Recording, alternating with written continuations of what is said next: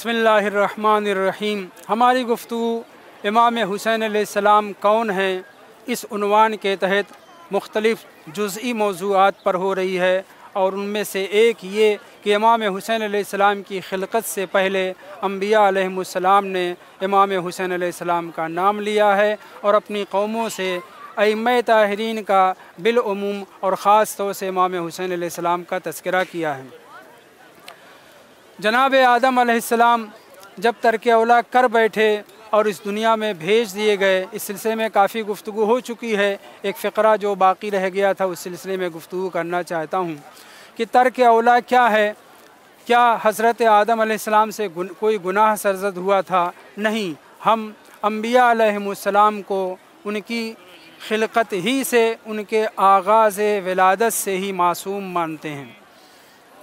न वो किसी छोटे गुनाह के मुर्तकिब होते हैं, न किसी बड़े गुनाह के मुर्तकिब होते हैं, अगरचे हमारे मुखालिफीन ने हत्ता गुनाहन कबीरा के मुर्तकिब होने को भी कह दिया है, जानते हैं वो।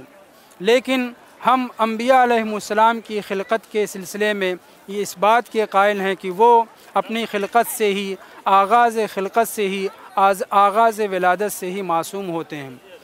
अब ये सवाल कि कुरान मजीद ने फ़ासा आदम रब्बहु फ़गवा की लफ्ज़ इस्तेमाल की है कि हज़रत आदम अलैहिस्सलाम ने अपने परवरदिगार की नाफरमानी की, वो गुमराह हो गए। तो ज़ाहिर है कि अरबी अल्फ़ाज़, अरबी ज़बान बड़ी वसी ज़बान है, उसके अल्फ़ाज़ के मानी और ख़ास तौर से कुरान में इस्तेमाल हुए अरबी कलिमात के मानी हर किसी के बस की बात नहीं है। उसके वाक़ई मानी, सही मानी और मतालिब को वही लोग जानते हैं, वही लोग समझते हैं जिनसे कुरान मुखातब है, यानी अइम्मा ताहिरीन अलैहिमुस्सलाम और सर फ़हरिस्त हज़रत रसूल खुदा सल्लल्लाहु अलैहि वसल्लम। वो बयान करेंगे और अइम्मा ताहिरीन बयान करेंगे कि यहाँ पर इस्यान का माना क्या है, यहाँ पर तुग़यान का माना क्या है। मासूमीन अलैहिमुस्सलाम ने ये फ़रमाया है कि हज़रत आदम अलैहिस्सलाम के ऊपर जो हुक्म था वो शजरे ममनुआ के पास जाने से मना किया गया था। ये नही तंज़ीही थी, नही तहरीमी, जिसमें हराम का इंसान मुर्तकिब हो जाए, ऐसा कुछ नहीं था। हज़रत आदम अलैहिस्सलाम पहले नबी बनने वाले थे, इस दुनिया में आने वाले थे, इसलिए हज़रत आदम की खिलकत के बाद, उनके पैकर में रूह फूंक देने के बाद खुदावंद मुतआल ने उनकी अज़मत और शान के पेश नज़र उन्हें मना कर दिया था शजरे ममनुआ के पास जाने से।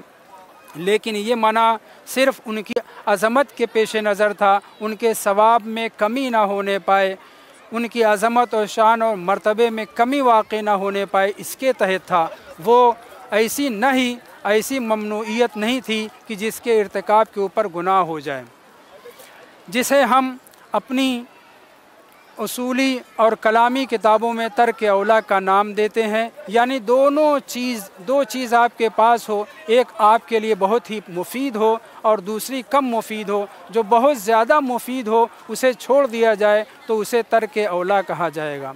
और भी मानी किए गए हैं। बहरहाल हज़रत आदम अलैहिस्सलाम अपने इस तर्क औला पर नादिम थे। दूसरी रवायत जो यहाँ से शुरू होती है, जो मैं पहले हलक़ में बयान कर चुका हूँ, उसके बाद वो ये है कि हज़रत आदम अलैहिस्सलाम को जब ये याद आया कि अल्लाह ने अर्श आज़म पर चंद हस्तियों के नाम लिखे थे और उनका वो वास्ता देना चाह रहे थे, तो किताब अद्दुर्रुस्समीन, कीमती मोती, ये किताब, इस किताब से अल्लामा मजलिसी ने अपनी किताब बहरुल अनवार की जिल्द 44 में इस वाक़े को नक़ल किया है। आयत करीमा के ज़ैल में फ़तलक़्क़ा आदम मिन रब्बिही कलिमात, जैसे ही हज़रत आदम अलैहिस्सलाम के दिल में ये ख़याल आया कि मैं उन्हीं अस्माए गिरामी का वास्ता दे दूँ, तो जनाब जिब्राईल नाजिल हुए। चूँकि यहाँ पे कुरान मजीद ने तलक्का लफ्ज़ इस्तेमाल किया है और यहाँ हज़रत आदम के दिल में ये ख़याल पैदा हुआ है। अगर से सब कुछ, जो कुछ भी इंसान के दिल में गुज़रता है वो मिन जानिबिल्लाह गुज़रता है, इल्ला ये कि वसवसे शैतानी हो। लेकिन حضرت آدم علیہ السلام نبی ہیں، ان کے اوپر شیطان کا تسلط نہیں ہے، تو پھر ان کے دل میں یہ جو خیال گزرا یقیناً من جانب اللہ تھا، لیکن حضرت جبرائیل نازل ہوئے اور آ کر کے آپ نے وسیلہ اور توسط اور وسیلہ قرار دینے کا حضرت آدم علیہ السلام کو سلیقہ سکھایا۔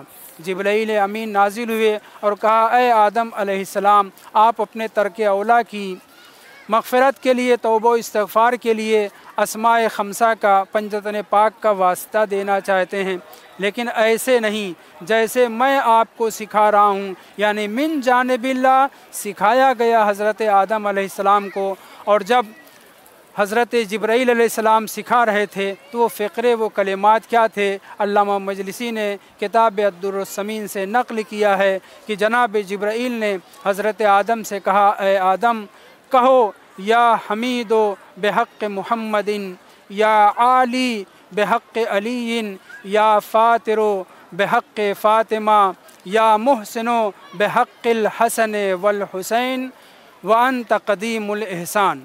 مختلف کلمات ہیں، ان میں سے ایک جس کو میں نے آپ کے سامنے کتاب الدر الثمین سے نقل کیا ہے، جناب آدم علیہ السلام نے حضرت جبرائیل کی تلقین کے حساب سے خداوند متعال کی بارگاہ میں اپنے ہاتھوں کو بلند کیا، اور ائمہ اہل بیت میں سے پنجتن پاک کا واسطہ دے کر کے، اہل بیت میں سے پنجتن پاک کا واسطہ دے کر کے حضرت جبرائیل علیہ السلام کے سکھائے ہوئے طرز کے اوپر واسطہ دیا، اور یہی کلمات جو میں نے آپ کے سامنے ذکر کیے ہیں، انہی کلمات کا واسطہ دے کر کے خداوند